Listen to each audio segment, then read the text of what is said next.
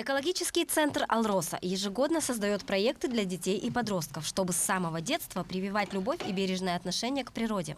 В этом году проект «Колодец сказок» обретает новый виток, и уже знакомые по книге герои станут мультипликационными персонажами, которые расскажут о том, как сохранить природу родного края и как заботиться о ней.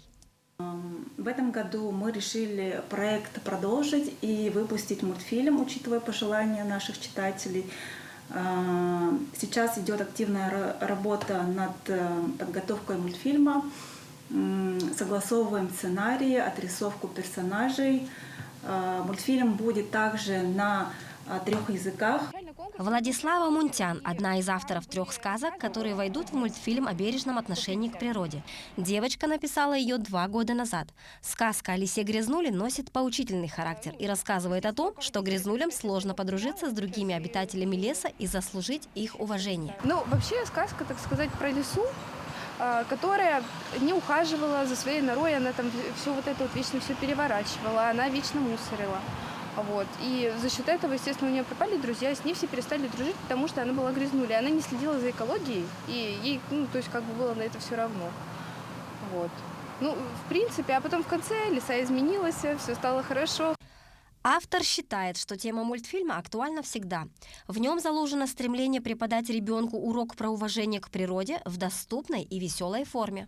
Такие сказки много чему учат на самом деле. Они нацелены не только на детей.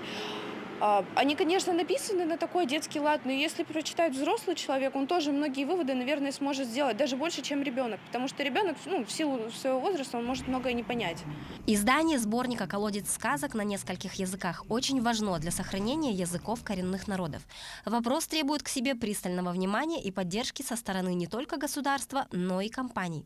Для «Алроса» поддержка и развитие проектов, направленных на сохранение культуры и языков коренных народов Севера, остается одним из важнейших направлений деятельности. Отрадно отметить, что одним из направлений экологического центра «Алроса» является поддержка коренных малочисленных народов Севера через проекты по сохранению языков. Такие проекты, безусловно, являются опорой восстановления исчезающих языков. Мы ценим, что «Алроса» стремится найти баланс между интересами бизнеса и коренных малочисленных народов Севера. Созданием анимации будет заниматься анимационная студия из Калининграда. В проекте также примут участие якутские сценаристы и актеры озвучки. Мария Кардашевская, Григорий Николаев, Мирный Якутск.